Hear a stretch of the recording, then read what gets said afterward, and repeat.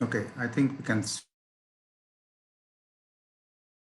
start ISC joint conference, since this is possible these days. The first speaker in the post-tea pre-lunch session of session 1 is Shubham Rastogi. Shubham Rastogi is an integrated PhD student in the mathematics department of IISc. He, after his coursework, he chose to work with me, and he has been working with me for a few years now. And Shubham is going to present his recent work on pair of commuting isometries, structure and joint spectrum. Shubham. Thank you, sir. Good morning, everyone. My name is Shubham Rastogi. The title of our talk is on the structure and the joint spectrum of a pair of commuting isometries. This is a joint work with Professor Tirthankar Bhattacharya and Vijay Kumar Yu. Let us first see the outline of our talk. We shall see a brief introduction for a pair of commuting isometries. As for a single isometry, there is a notion of the defect operator for a pair of commuting isometries. We shall see the model structure in the style of Wold decomposition and the joint spectrum for a pair of commuting isometries when defect operator is 0 or negative or positive. Towards the general defect operator, we shall see an interesting case. In that case also, we shall see the structure and joint spectrum of the pair. Let's recall the Hardy space of the unit disk. Open unit disk in the complex plane. For a Hilbert space E, the vector valued Hardy space H2D consists of all the analytic functions from disk to E, such that in its power series expansion, the coefficients are norm-square summable. This space H2DE can be identified with H2D tensor E via the identification sending function power nx to z to the power n tensor x, where H2D is the Hardy space of scalar valued functions. With the same identification, the multiplication by z operator on H2DE can be identified with MZ tensor identity, where MZ is the multiplication operator on the Hardy space of scalar valued functions. So before going to a pair of commuting isometries, let's see what happens to a single isometry. Recall that for an isometry, we have the notion of defect operator, which is I minus VV star. An isometry V is said to be pure if V star to the power n goes to 0 strongly. For example, MZ tensor identity is an example of a pure isometry. It is a well-known fact that every pure isometry up to unitarily equivalent, it's just MZ tensor identity, where identity is on the defect space of V. So for an isometry, we have the famous Wold decomposition, which says that V up to unitarily equivalence, V is just MZ tensor identity direct sum a unitary. The idea of this Wold decomposition is very natural in the sense that first one asks, what is the reason why a non-unitary isometry is not becoming a unitary? The reason is precisely that kernel V star is non-trivial. That is, the defect I minus VV star is non-trivial. Then one applies the wandering subspace argument to see that on one space, V is acting as MZ tensor identity, and onto the other space, it is acting as a unitary. In other words, what we are doing is, we are extracting the part completely due to which isometry has defect non-zero. That is MZ tensor identity part. and onto the other part, isometry has defect 0. Since the spectrum of MZ is the closed unit disk, for a non-unitary isometry, that is when the defect of V is non-zero, the spectrum of isometry is the closed unit disk. And for an isometry, which is a unitary, that is when the defect of V is 0, the spectrum of V is contained inside the topological boundary of the closed unit disk, which is circle. So for an isometry, either its spectrum is the closed unit disk, or contained inside the topological boundary of the closed unit disk. But for the situation for a pair of commuting isometry is vastly different. For instance, we have a pair of commuting isometries whose joint spectrum is neither closed bidisk nor contained inside topological boundary of the bidisk.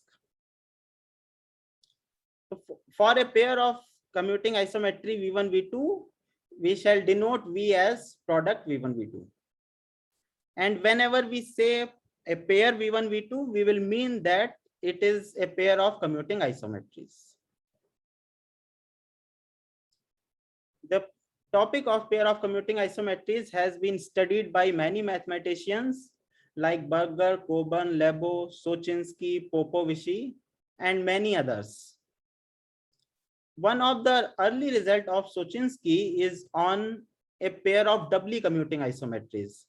That is when V1 commutes with V2 as well as with adjoint of V2. For such pair, we have very nice decomposition. So if suppose V1, V2 is acting on space H, V1, V2 is doubly commuting pair, then the space H decomposes into 4 jointly reducing subspaces for V1, V2. Onto the first space, both V1, V2 acts as a pure isometry. Onto second, V1, onto the third, V.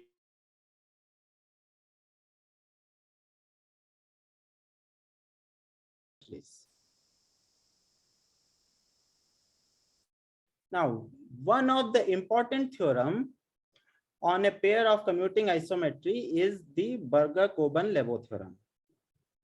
Like for a single isometry, we have the Wold decomposition. The analog of Wold decomposition for a pair of commuting isometries is the BCL theorem, which says given a pair V1, V2 of commuting isometries on H, there exists a triple of Hilbert space E, a projection P in E, and a unitary U on E, such that the space H decomposes into 2 jointly reducing subspaces for V1 and V2. Onto the first space, that is H2DE, Vi acts as multiplication by Phi, where Phi's are nice commuting linear multipliers. Phi1, where Phi1Z is equals to U star into P per plus ZP, and Phi2Z is P plus ZP per into U. And onto the other space, that is HU, V1, V2 acts as commuting unitaries. It turns out that this triple EPU is unique up to unitarily equivalence, which gives the representation of Vi in this form. We call this triple as the BCL triple for pair V1, V2. And this representation of Vi in terms of multiplication by Phi is called the BCL representation for V1, V2. So like for an isometry, what happens? Onto the first space, V acts as multiplication by Z. Onto the other space, V acts as a unitary. Here, onto one space, V1, V2 acts as multiplication by Phi1. And onto the other space, V1, V2 acts as commuting unitary operators. This multiplication by Phi's has some special form for some special class of examples. These class of examples are characterized using the defect operator introduced by Guo and Young for a pair of commuting isometries V1, V2.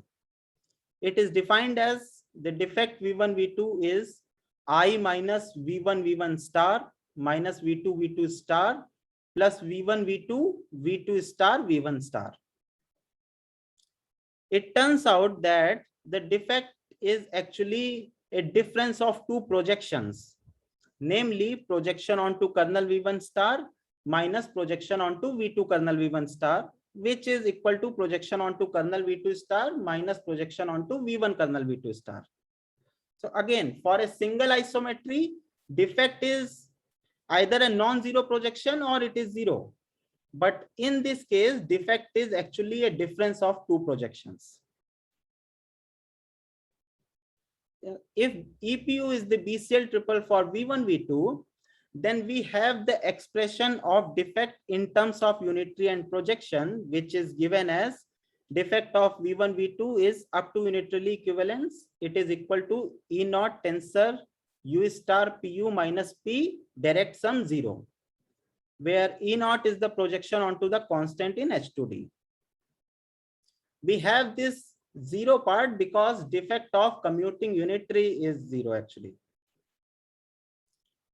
Using this relation, we can characterize pair V1, V2 with defect positive or negative or 0. That's what He, Quinn, Young did. They also gave examples. One of their characterization is for a pair V1, V2, the defect is positive if and only if pair is doubly commuting, if and only if EPU is the BCL triple for V1, V2, then range P is invariant under U. Since we have the nice enough geometrical decomposition by Sochinski, and the model for each part in the decomposition is also known, we know the structure in terms of model for the cases for pair V1, V2 when defect is 0 or positive. It is done by Popovici, Sochinski, or Burdak et al. In V2 with defect negative, and we shall see the model structure in that case. We provide the structure and joint spectrum of V1, V2 based on there will be fundamental pairs of isometries consisting of multiplication operators when the defect is 0 or negative or positive, or difference of two mutually orthogonal projections with their ranges adding up to kernel V star. The fundamental pair, in case the defect is either positive or negative, has the joint spectrum as the whole closed by disk. And for pair V1, V2 with defect 0, we have that the joint spectrum of such pair will be contained inside the topological boundary of the bidisk. So for instance, for an isometry with defect 0, that is when it is a unitary, the spectrum is contained inside circle, which is topological boundary of the closed unit disk. Here, the similar analogous result holds. The prototypical pair for the last case has the joint spectrum, which is neither closed bidisk nor contained inside topological boundary of the bidisk. So that is one instance where the theory for pair differs from a theory for a single isometry. Let us recall the definition of Taylor joint spectrum.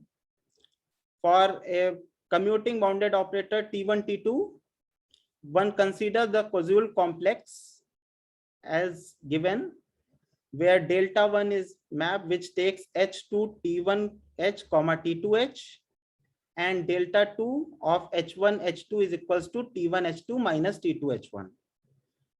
The way complex is constructed, range of delta n minus 1 is contained inside kernel delta n for each n. If this containment becomes equality for each n, then we say that the pair T1, T2 is non-singular.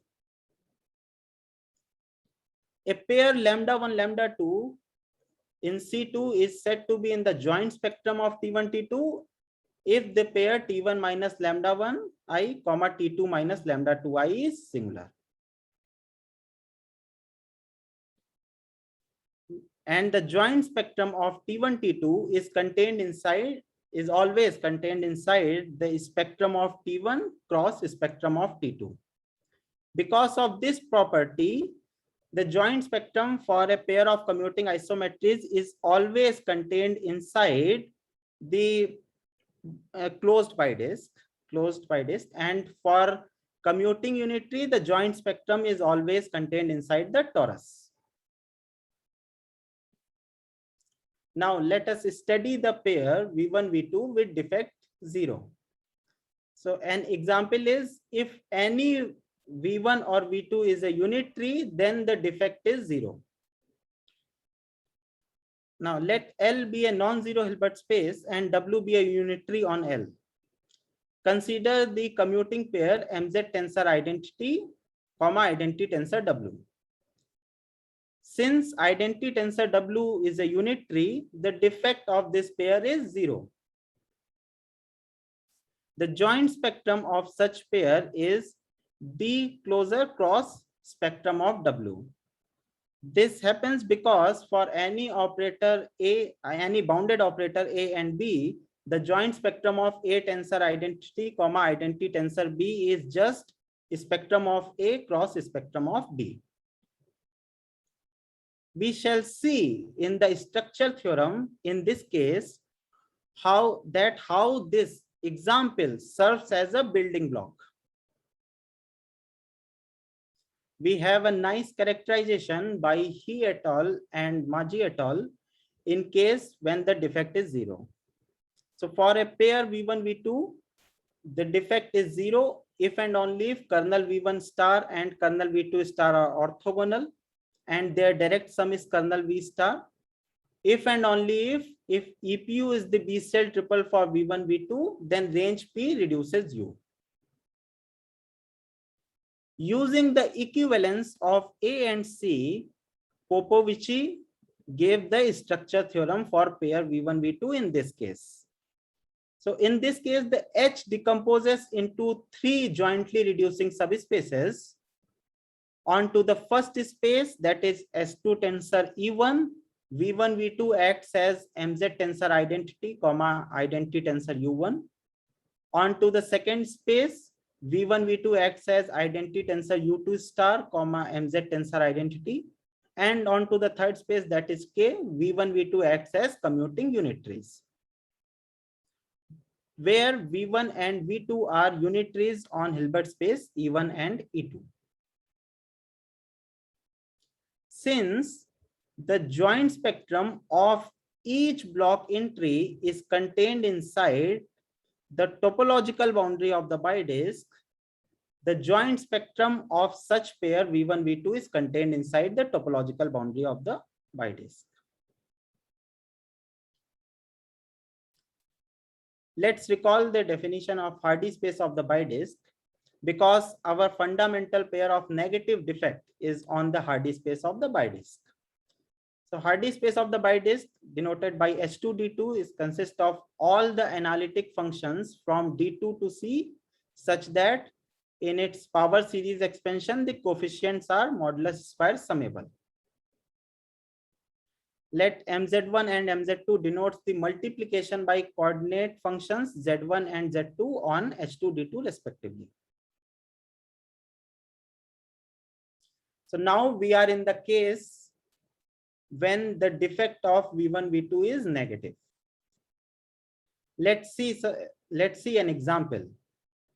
For that, let's see a very special unitary. So we all know that Z1 to the power M1 and Z2 to the power M2 such that M1, M2 are non-negative is the orthonormal basis of the space H2D2. Consider a function U defined as in 1. this map U sends orthonormal basis onto the standard orthonormal basis of H2D2 in 1-1 fashion. Therefore, this U actually defines a unit tree on H2D2. Define tau1 as U star MZ1 and tau2 as MZ2U. We shall call this pair tau1, tau2 as the fundamental isometric pair of negative defect. Clearly, tau1 and tau2 both are isometries. They are commuting isometry because U commutes with multiplication by Z1, Z2. And the defect of this pair is the minus of projection onto span of Z2. That is why this is of, since like minus of projection is a negative operator, that is why this has negative defect. So except the fundamental pair, it is clear why we are calling tau1, tau2 as the fundamental isometric pair of negative defect. In the structure theorem of this case, it will be clear why we are calling it as a fundamental pair. The joint spectrum of this pair is the closed bidisk. Indeed, for any point λ1, λ2 in open bidisk, the exactness of the causal complex tau1 minus λ1, tau2 minus λ2 breaks at the middle, that is at stage 2. Now he characterized all the pair V1, V2 with negative defect. So for a pair V1, V2, it has negative defect and not zero if and only if defect is the negative of a non-zero projection, if and only if EPU is the BCL triple for V1, V2, then U of range P-perp is strictly contained inside range P-perp. For the structure purpose, the equivalence of A and C is important. And using that, we have the nice representation of multiplication by phi in the BCL theorem of V1, V2, where the defect of V1, V2 is negative and not zero. So let EPU be the BCL triple for V1, V2. Then there is a non-trivial closed subspace L in E such that E is the direct sum of L2Z tensor L and E2. Therefore, the space H2D is E is direct sum of H2 of L2Z tensor L and H2 E2. It turns out that the space H2 of L2Z tensor L is jointly reducing for the pair M1, M2, and onto this space M1, M2 acts as multiplication by psi1 tensor identity and multiplication by psi2 tensor identity, where psi1, psi2 are multiplier associated to the triple L2Z, P minus, omega, where if En such that n belongs to Z is the standard orthonormal basis for L2Z, then P minus is the projection onto the span closure of negative Ens, and omega is the bilateral shift in L2Z. And onto the other space, that is H2E2, M1, M2 acts as a defect zero isometry. So what we are actually doing is we are extracting the part completely which creates the defect non-zero, which is M psi1 tensor identity, M psi2 tensor identity. And onto the remaining part, M phi1, M phi2 has defect 0. Let's see the idea of the proof. So again, one asks, so what is that thing which stops a pair V1, V2 of negative defect and not zero to to become a pair of defect 0. The reason is precisely that this space L, which is range P perp direct minus U range P perp, is non-trivial. One applies the wandering subspace argument to see that onto the space direct sum U to the power NL, this U and P becomes as U becomes the bilateral shift and P is the projection onto the negative portion, that is direct sum and negative U to the power NL. That is why onto the portion H2 of L2Z tensor L, M phi 1 M phi 2 acts as multiplication by psi 1 tensor identity, comma multiplication by psi 2 tensor identity. If we consider the orthogonal complement of direct sum U to the power NL, onto that space, range P reduces U. That is why onto the space H2 E2, the defect of M phi 1 M phi 2 is 0. So that is the idea. The pair M psi 1 M psi 2 is jointly unitarily equivalent to our pair tau 1 tau 2. And our pair tau 1 tau 2 is an irreducible pair. That is, it does not have any non-trivial joint reducing subspace. Now the structure theorem in this case follows from the representation of M phi I in this case and the fact that M psi 1 M psi 2 is jointly unitarily equivalent to tau 1 tau 2. Let us observe some important point from this structure theorem. First point, that tau 1 tau 2 always sits inside any pair V1 V2 with defect negative and not 0. Second point, the role which MZ plays in the whole decomposition of an isometry, the similar role here tau 1 tau 2 plays. Third thing, this pair, sorry, not pair, this tau 1 and tau 2 individually both are not pure isometries. Therefore, V1 and V2 individually, these are like these both are not pure isometries.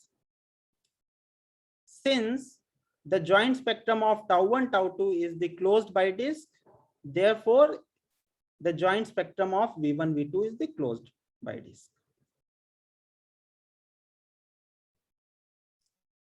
Now we are in the case when the defect is positive. So the role which tau 1 tau 2 was playing in the negative defect, the same role is played by MZ1 MZ2 in the positive defect case. That is why we call it as the fundamental isometric pair of positive defect. And in the structure theorem, like for in the negative defect case, it was tau 1 tau 2. In this case, in place of tau 1 tau 2, we have multiplication by Z1 and multiplication by Z2. The one important difference is there tau 1 and tau 2 both are not pure isometries. Here multiplication by Z1 and multiplication by Z2 both are pure isometries. Since the joint spectrum of MZ1 MZ2 is closed by disk, that is known to everyone, the joint spectrum of V1 V2 is the closed by disk in this case. Now let's go towards the general defect operator. We shall see an interesting case towards the general defect operator. Recall that the defect operator is a difference of two projections. And like defect operator is 0 onto the range of V. That is, defect operator lives on kernel V star. Now we shall see the case when kernel V1 star and V2 kernel V1 star are orthogonal and their direct sum is kernel V star. Let us see an example. So let L be a Hilbert space and W be a unitary on L. Consider the commuting pair MZ tensor identity, comma MZ tensor W. one can verify that this pair lies in this case using the definition of defect. We shall see that in the structure theorem that how this MZ tensor identity and MZ tensor W serves as a building block. The joint spectrum of this pair is Z times 1 comma alpha, such that Z lies inside the closed unit disk and alpha lies inside spectrum of W. That is an straightforward application of the polynomial spectral mapping theorem. Now, every point in the joint spectrum, if we can, let's say Z1, Z2, in Z1 modulus is same as Z2 modulus. Therefore, this set is not the closed by disk. And the point 0, 0 is lying inside this spectrum. Therefore, it is not contained inside the topological boundary of the bidisk as well. In this case also, we have a characterizing theorem. So for a pair V1, V2, the pair has defect under consideration if and only if range V1 is equals to range V2, if and only if EPU is the BCL triple for V1, V2, then U of range P is range P perp. That is, in the decomposition of range P, like decomposition of the space into range P, direct sum range P perp, U becomes the off diagonal. Now let us see the structure theorem in this case. So like the space H decomposes into two jointly reducing subspace onto the first space, that is H2 tensor L. V1, V2 acts as MZ tensor identity, MZ tensor and MZ tensor W, and onto the space K, V1, V2 acts as commuting unitaries. Now, if the product V1, V2 is pure, then we don't have that K space. So V1, V2 is just MZ tensor identity, comma MZ tensor W. Note that MZ tensor identity and MZ tensor W both are pure isometries. Hence, in this case, if the product is pure, then both V1, V2 are pure isometries. Note that this does not happen in the previous three cases. This happens in this case only, which we have discussed. Now, given a pair V1, V2, using the BCL theorem, one can canonically associate multiplier phi1, phi2, and they are commuting in the sense that phi1z into phi2z is phi2z into phi1z, which product, like the product is also z. So one can talk about the joint spectrum of phi1z, phi2z. And one can ask, what is the relation between the joint spectrum of phi1z, phi2z and the joint spectrum of V1, V2? It turns out in all the four cases that we have considered, for a pure pair V1, V2, the joint spectrum of V1, V2 is the closure of the union of joint spectrum of phi1z, phi2z. But in general, whether this equality holds or doesn't hold, we don't know. So we have dealt four cases: positive, negative, zero, and towards the general defect operator, the case when the defect is the difference of two mutually orthogonal projections whose range direct sum is kernel V star. So to describe the structure and joint spectrum of a pair involving multiplication operator with a general defect is an open question. This is a content from the preprint name on the structure and the joint spectrum of a pair of commuting isometries. Thank you.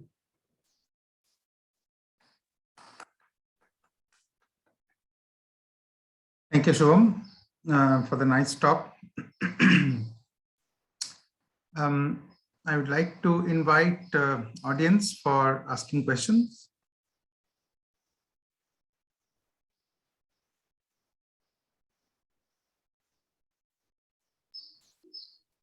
Quick question, Shubham. Yes, sir.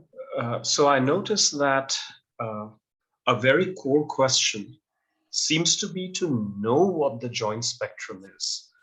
Unless I have missed something, I mean, why is it, you know, why is there so much of an effort, or why is it a core question to know what the joint spectrum looks like? Like there are many examples for which the joint spectrum is not same. We saw for two pairs, the joint spectrum is closed by disk. For one pair, it is topological. It is contained inside topological boundary of by disk. And for one pair, it is neither closed by disk nor contained inside topological boundary of by disk. And for example, one can take pair MZ1, comma MZ1 into MZ2. The joint spectrum of this pair does not is not same as any of the case which we have discussed.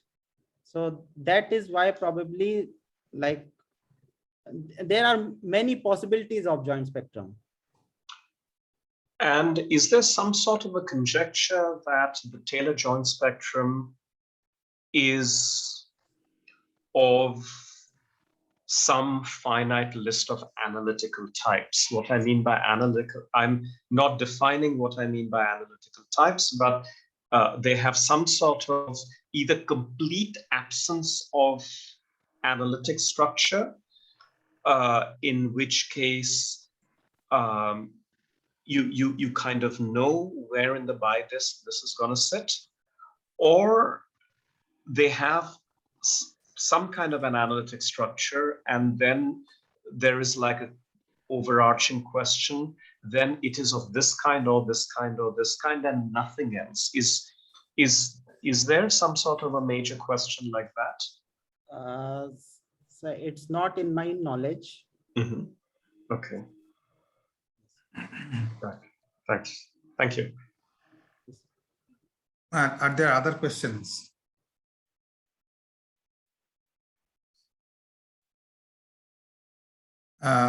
So if not, Gautam, that was the kind of question with which we kind of started this work. And turned out that even deciphering the joint spectrum in some what one would initially think simple cases turned out to be quite difficult. So we first figured out joint spectrum in some concrete cases. Now it's quite possible. So it's quite possible that there are analytic structures or absence of it, and these cases can perhaps be classified. We haven't really progressed anywhere towards that kind of generality. Right, I see. So the broad general property that we know for all of the cases is these are polynomially convex sets, right? Beyond that, there is no broad description we know. I don't know whether all these things are polynomially convex or not. Oh, even that is open, is it? I think so. Yeah. Oh, yeah. Yeah. Okay. Right. Yeah. Thanks, Victor. Okay. Yeah. So thank you, Shubham, again for the very nice talk. We shall start in 1 minute because I think it's 11:49. And maybe Lakshmi Priya can start sharing the screen. Shubham, you stop sharing. Yes, sir.